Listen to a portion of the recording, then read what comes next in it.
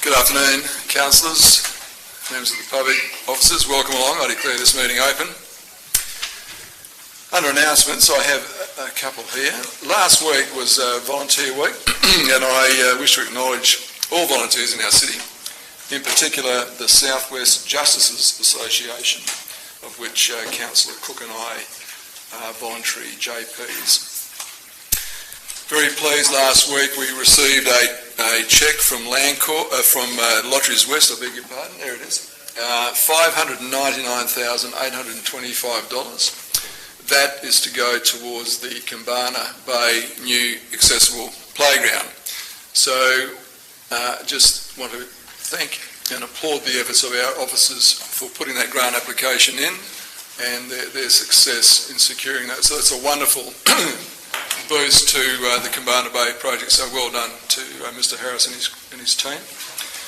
And yesterday I attended a Lottery West looking kindly on Bunbury, Councillor Jones, $180,000 to Bunbury Alliance Housing, so well done to your organisation wearing that hat. Councillors, last week it was also the annual Staff Awards and I just want to acknowledge 20 years service to the City of Bunbury by Wendy Rickley, Natasha Rogers and Sarah Upton. They're still serving with the city, 20 years service. There were many awards for 10, 15 and 5 years, including our CEO. The CEO's award was presented to Lucy Wiseman, so congratulations again to you, Lucy. And the Mayor's award was awarded to Carol McDowell, our International Relations officer, so well done to Carol. I don't have any apologies and Councillor Steele is on leave. Declarations of interest, there is Councillor Morris, myself, Councillor McGuell, Councillor Warnock and Councillor Jones. It's all printed in the agenda, and in addition to that, Councillor McGuinness declares a impartiality interest with respect to item 10.3.4 and 10.3.1. He works in the arts management area and he's chair of the Bunbury Events Advisory Committee. Any further declarations, councillors? Thank you. There are no public questions. Confirmation of the previous minutes. Someone prepared to move? Councillor Giles, Councillor Cook. All in favour? It's carried unanimously. Thank you. The Advisory Committee, someone prepared to move that 1 and 2. Councillor McGuinness. Councillor Giles, all in favour? It's carried unanimously. Thank you. Are there any petitions? We have a request for a presentation or deputation tonight lodged on behalf of Mr Pearson Tini. The spokesperson will be Alex Tomlinson and it's regarding 14.2. Those who agree to that, please indicate. That's approved. So when that item comes up, I'll call you up, Alex, and you can have a chat with us. Method of dealing with the agenda, councillors, coming out at this stage are 10.1.6, which requires an absolute majority. 10.2.1 also requires an absolute majority. 10.3.1, Councillor McGuinness has an impartiality interest. 10.3.2, Councillor Morris has an impartiality interest. 10.3.4, impartiality by Councillor McGuinness. And then we have other matters which we'll deal with behind closed doors. Are there any further items under that general section that anyone wants to discuss? I understand, Councillor McGuinness, you're requesting that we bring 10.34 ahead of 10.31 and I agree to that, unless anybody has objections. Can someone move the balance en bloc, please? Councillor Cook, Councillor McGuinness, all in favour? That's carried unanimously. Thank you.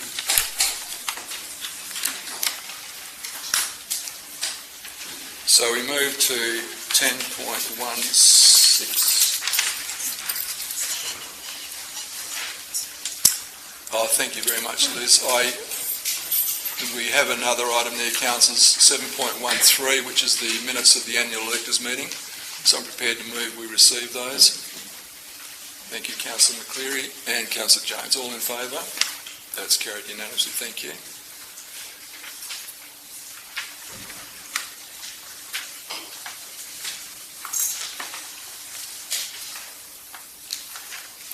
That's fine, thanks Liz. So I'm prepared to move that. We require an absolute majority. Councillor McGuinness, seconder. Councillor McCleary, all in favour. It's carried unanimously, thank you. 10.2.1 requires an absolute majority. Liz, I'll just go off your screen tonight. You're moving rapidly. Someone prepared to move that. Councillor Jones, seconder.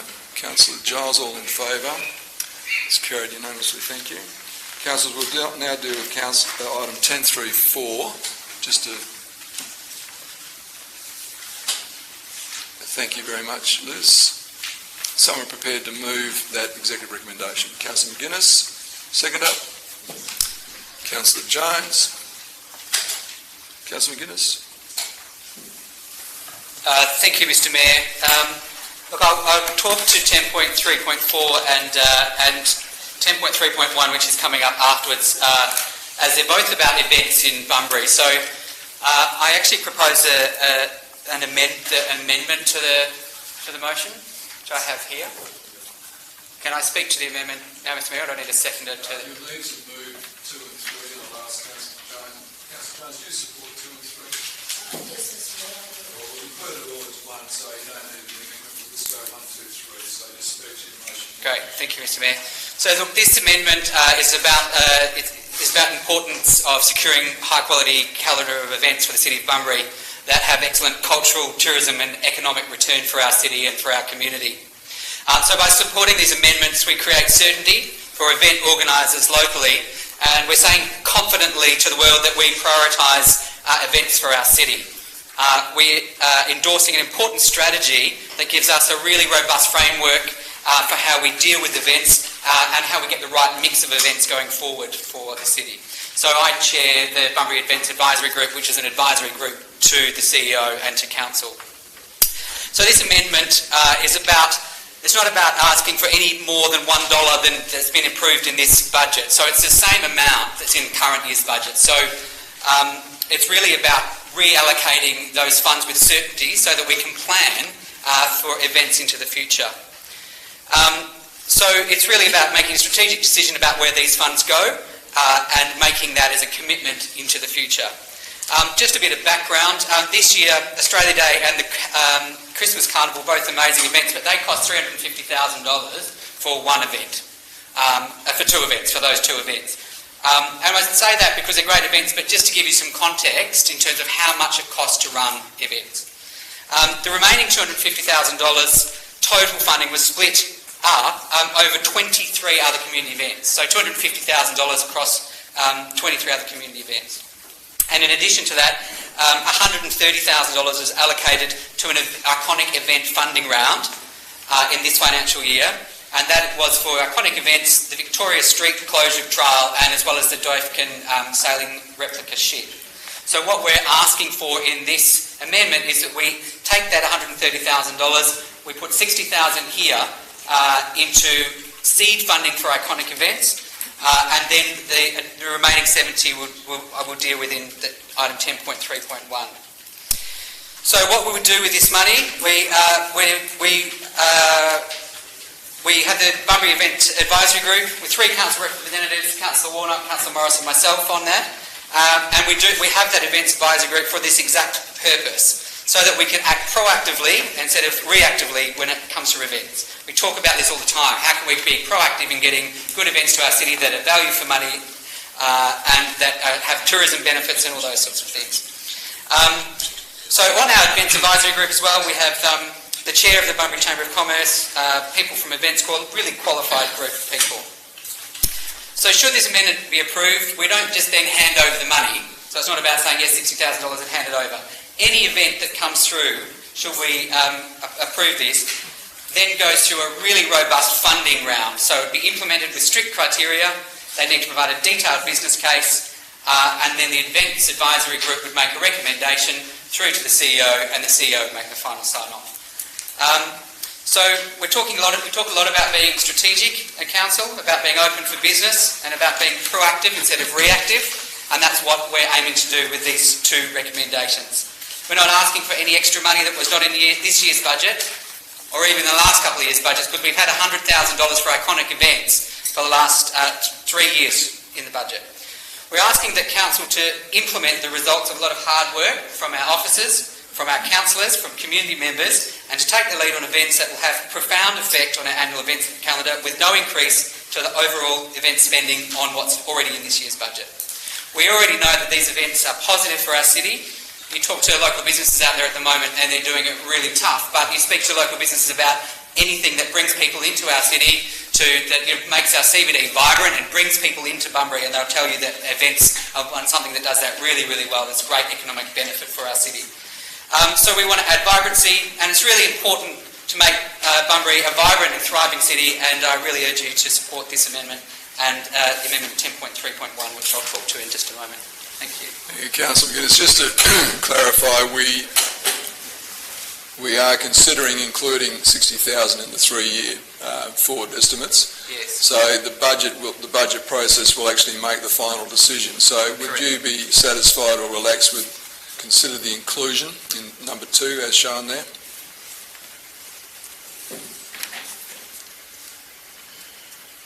As opposed to what was it before? Include. No, I think it needs to say inclusion of, not consider the. So it's still, and Mr. Mayor, through you, we understand that it needs to come back through budget review each time, but we are including it in our long-term financial plan, which is what we want, and then as part of the budget review process, we then consider that annually. Yeah, I just need that tidied up, Councillor McGuinness. Just take a seat and I'll talk to the CEO.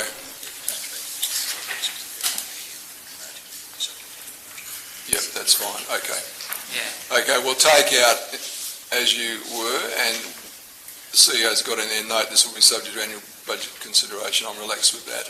Thank you, Mr. Mayor. The issue there, ladies and gentlemen, is we can't commit to funding ahead of the budget meeting. You have to wait till the budget meeting to make changes. So, thank you, Councillor McGuinness. Councillor Jones, you wish to speak? Oh yes, Mr. Mayor, if it's only to illustrate the success of the Stirling Street Arts Centre summer school, which had a very low-key introduction 4 years ago. We now have a paid coordinator whose work starts about July, and the summer school reaches to the metropolitan area, to places like Kellerberrin. People are coming to town and spending money, staying at accommodation venues overnight, just so they can go to summer school courses. So I've seen for myself what benefits these events do bring to Bunbury. And we closed off 1 year and people are saying, well, what's going to happen next year? It's really quite remarkable. So I'd give every encouragement to this sort of a proposal because, as I say, I can see for myself how these things grow, even with very tentative beginnings. It's wonderful, and I think we should encourage it. It does say showcase the strengths of the region, and we've been known in the past to provide services and events for people in the region. So it's not just Bunbury that benefits. So here's hoping this gets every councillor's support. Thank you, Councillor Jones. Anyone wish to speak against it? I'll put it all in favour. It's carried unanimously. Thank you. We move on to 10.3.1. Someone prepared to move the executive recommendation? Councillor McGuinness. Second up, Councillor Warnock. Councillor McGuinness. Thank you, Mr. Mayor. Look, I don't have a lot to say other than this is part of the recommendation. We did a lot of work, and these two items are key recommendations from the strategy that we've just endorsed. So the strategy is about bringing events. I actually did have an amendment to that motion, Mr. Mayor, in terms of reducing the amount slightly. May I speak to that amendment? What do I need to say? Councillor Warnock's happy with that. I'll just treat it as one motion. Thank you, Mr. Mayor. The reason I've done that, councillors, really is because I wanted to keep within the budget that we've had this year. So we had $130,000 above the $250 for events funding. I've reduced that slightly because I think it's important. We're not saying let's ask for extra money. We're saying let's allocate the money better.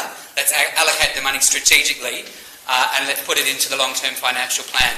Now, this money again is only allocated to these events should they make an application and it meets the criteria. The criteria are about tourism, it's about numbers of people through Bunbury, and there's very strict criteria. So again, we're not saying, here's the money, let's hand it over. We're saying, here's an allocation, here's a commitment to these events, and each event has to stack up in its own right and make sure that it fits the criteria. So I urge you to support it as one of the key objectives from the event strategy that we've just approved. Thank you.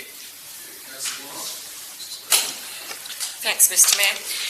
We have done a lot of work on this, and Councillor McGuinness and I have been involved with the group for 2 years before we became councillors, so we're very passionate about this, and we really saw the benefit of this, the Sports Marketing Australia, when they presented to us, and the benefits they could bring the city. I think it's going to be amazing if we're going to get international beach volleyball and these sorts of events. It's going to bring so much economic benefit to the town. So I think this really is a step in the right direction. It's going to bring huge benefits to Bunbury, and I'd urge councillors to support this motion. Thank you. Thank you. Anyone wish to speak against?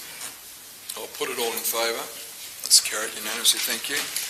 10.3.2. Someone prepared to move? Oh, sorry. Wait. Sorry, Councillor Morris.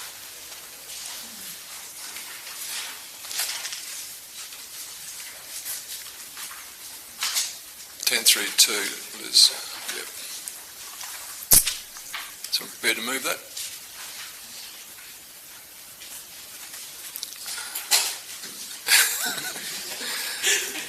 I'll take Councillor McGuinness and Councillor Miguel as a seconder.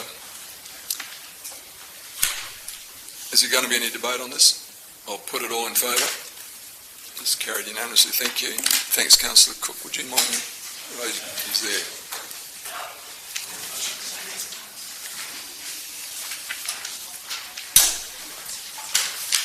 10.3.3 was adopted en bloc.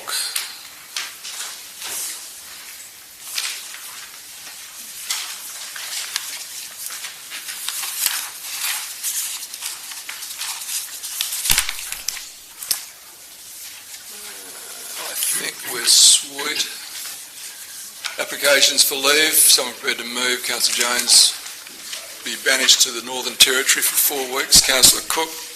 Councillor McGuinness, all in favour? That's carried. Safe travels, Councillor Jones. Councillor Cook requests leave for those dates. I'm prepared to move that. Councillor Hayward, Councillor McGuinness, all in favour? It's carried unanimously. Enjoy your leave, Councillor Cook. Sorry, Liz. How are you going there? 12.1. Motion on notice. Councillor Cook moves that. Seconder, Councillor Kelly. Councillor Cook. Thank you, Mr Mayor. Councillors, I urge you to support this recommendation that the CEO investigate and report back to Council, first round of meetings in March 27, the feasibility and or value of the city having a reconciliation action plan. As I say online there for you, many local governments around Australia have developed reconciliation action plans to demonstrate their commitment to giving all community members the same opportunities to develop through employment and personal development.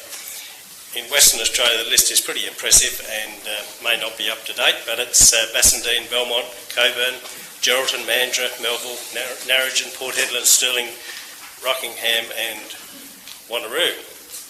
And most recently, of course, there was the South Regional TAFE published theirs and had a grand opening which I attended. In 1994, Dr Manier and the city manager, G.P. Brennan, signed a commitment to the Noongar people and suggested that this working together towards a treaty or other instrument of reconciliation which promotes a greater understanding of Noongar people's history and the culture of the community. I understand there was a treaty. I understand it was on display, but we can't find it now. So, I mean, we haven't asked the officers. It's probably well cared for and archived somewhere. But I believe that a reconciliation action plan sits nicely under both the plaque, which is out at the Wildlife Park, and also the treaty. So, councillors, I urge you to support this recommendation and have the CEO look into the matter. Thank you. Thank you, Councillor Cook. Councillor Kelly, do you wish to add to anything? Just briefly, thanking Councillor Cook for his initiative, Mr Mayor, and just to note that any reconciliation that we undertake anywhere in this country can be stated, but it always needs a plan. And an action plan is something that ensures that any statement we make just doesn't sit on a shelf merely to be looked at from time to time, but has an action plan that is worked upon and outcomes followed. Thank you, Mr Mayor. Anyone wish to speak against this? Councillor Jones? Yes, Mr Mayor. I believe that this really should have a regional focus and not just the City of Bunbury. I think there's other local authorities within very close proximity that could have an input into this, and I think that the Noongar people themselves would appreciate that. Yes, there was the commitment to Noongar people in 1994, and it was regarded as an acknowledgement, and there were a lot of people who signed that, and it sits on a sterile white symbol outside the wildlife park, and it really didn't have much carriage of anything. It didn't propel anybody to any action, and I think any sort of commitment should really do that. I don't think there's any substitute for mutual respect and harmony between individuals, because I think often the corporate manner in which these things are done really loses something. And I've got many Aboriginal friends in this area, and I enjoy deep respect. In fact, I get called auntie, and there's probably not many people who understand, perhaps you do, Councillor Kelly, what that actually means, and I'm very proud of that salutation that Aboriginal people give me. So, I have mixed feelings about this, but as I say, I think there is a regional responsibility, and accordingly I will vote against the action plan. Further speaker 4. Councillor Hayward, by a short head. Thank you very much. Look, I am going to speak for this motion. I think that the motion as it's worded now, since the CEO offered to go and investigate the best way forward, I completely concur with Councillor Jones's comments. I think that the local people are not locked in by the city's boundaries, and on that basis, it would make great sense to include everybody in that. But I think that that's one of the things that the CEO is likely to report back to us when he comes back and talks about this action plan. So I think the best thing we can do at this point is to give the CEO permission to go and do that and come back and report to us and work out what the next steps are to get this in place. Thank you. Further speaker against? Councillor McCleary. I agree with Councillor Jones. I think we're once again making decisions for our Noongar people, and they have not been advised in any way about this, and I think that would be the first step before this motion even comes to Council. Thank you. Further speaker 4, Councillor McGuinness. Thank you, Mr Mayor, and with deep respect to both aunties present, I really think this is a starting point, and that we need to make a starting point. I think we've asked through this, we're making a really positive action. We're actually making a step forward, Councillor Jones, in that we're asking the CEO to go out, and I would imagine that what he would do is to consult with our local Noongar people, and he would also check with other local councils and include them in this process. So I think that it's time that we make action, and that this is a really great starting point, and I urge you all to support the motion as it stands. Thank you. Thank you. Further speaker against? Before I ask Councillor Cook to close, I just want to make a couple of observations, councillors. I think the City of Bunbury does very well in respecting and acknowledging our Indigenous traditional owners. We take the opportunity at every function to have a welcome to country. Those of you who attend council functions that I host, and I know that Councillor Kelly, in my absence, hosts, we always acknowledge the traditional owners. The Wadandi Park and the land around the the area behind the recreation ground, down at the Basalt Rocks. There's signage down there. Hungry Hollow's got signage. We've got signage at the Big Swamp Park as well. So we already do a lot of things for acknowledging our heritage, the traditional owners, and we do have great respect for elders past and present. I just want to make that point in case anybody in the audience feels that perhaps we don't do a heck of a lot. We do, and I see this as the next stage in that process. Councillor Cook, to close, please. Thank you, Mr Mayor. Happy to close. Just a couple of comments. Interesting that Councillor Jones talked about respect, because Fred Chaney, Order of Australia, and on the board of Reconciliation Australia said, and I quote, "I've yet to see meaningful, ongoing reconciliation occur that isn't built on respectful relationships." So thank you very much for that, Councillor Jones. In fact, I just want to correct something. I know I haven't said it in the paperwork, but I was approached by Lyra Bennell to put this before Council, and I have sent her a copy of it, and I've also spoken to Troy Bennell on the phone. In fact, Troy directed me to this, and which is, of course, the plaque down at the Wildlife Park. I concur with what the Mayor says, absolutely. The Wandandi Park is absolutely a fabulous thing.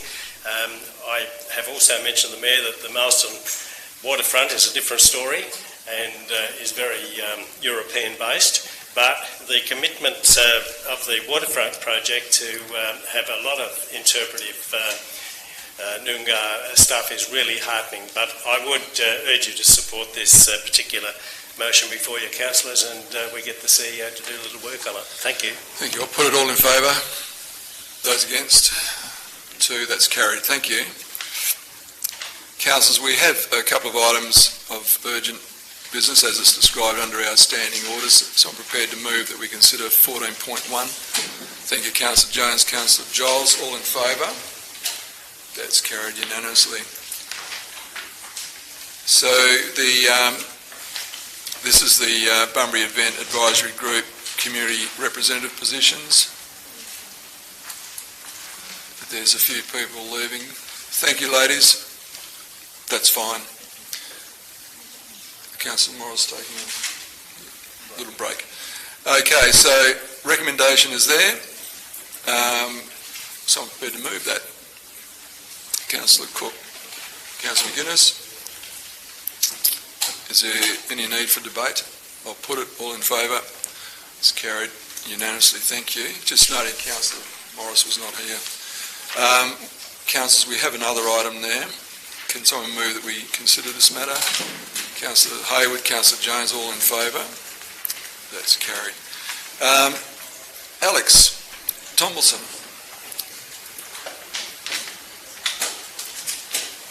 Welcome along, Alex. There is 5-minute duration. Over to you. Good afternoon, Mr Mayor and Councillors. My name is Alex Tomlinson. I'm assisting the owner, Colin Pearson-Tini, with this project to select and install an advanced LED panel. Firstly, I'd like to acknowledge the recommendation of the council officers. We've selected the panel at 24 metres squared, primarily for aesthetics. The large surface area of the wall where the panel is to be located means that a larger than normal panel is required to make the installation look right, a bit like having a lounge room with a small TV. This is also the size that is recommended by our supplier.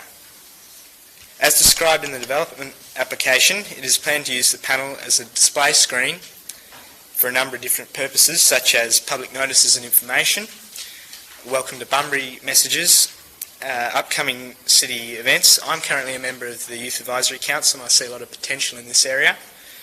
Graphic displays, and as a screen to display advertising, which is mainly for cost recovery. Although the current city guidelines do not permit, this panel is capable of doing so much more. In July this year, I was fortunate enough to visit Hong Kong, Beijing, Shanghai and Xi'an, which is the home of the Terracotta Warriors in China. The array of lights and panels was amazing. In Xi'an, our guide told us that China had spent $5 million on LED lights and panels to attract visitors and help create a vibrant city centre. In the heart of Xi'an, there were 12 pillars that aesthetically guard the centre area of the city, including sculptures and memorials that remind visitors of an ancient past. 12 LED panels are wrapped around large pillars and display constantly changing patterns and graphics. They light up the area and have the effect of drawing people to the area. I was there on a Tuesday night and the city centre was packed with foot traffic, mainly Chinese tourists, and the whole area was a hive of activity. So I do hope that at some stage in the near future the Council Policy Committee can consider our illuminated signs policy so that our advanced LED panel can be more than simply an electronic billboard. My suggestion as a starting point would be that the graphic patterns on an advanced LED panel represent a lower risk to traffic than advertising signage. Thank you for your time. I'm happy to answer any questions you may have. Thank you very much, Alex. Well done. There is no opportunity for questions. Someone prepared to move the executive recommendation? Councillor McCleary, seconded Councillor McGuinness. Councillor McCleary? Councillor McGuinness. Who wants to speak against? I'll put it. All in favour? It's carried unanimously. So that's approved by the unanimous vote of this council. Well done. Look forward to it. Councillors, we also have a request for this to deal with this item tonight, so I'm prepared to move we deal with it. This is the minutes from the annual electors meeting. Councillor McCleary, seconder. Councillor Cook, all in favour. It's carried unanimously. Thank you. Most of us were at that meeting, so I'm prepared to move that executive recommendation.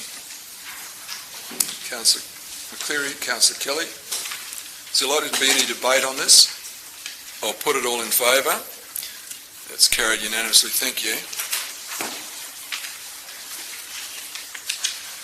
Ladies and gentlemen, we are moving to behind closed doors to deal with some confidential items.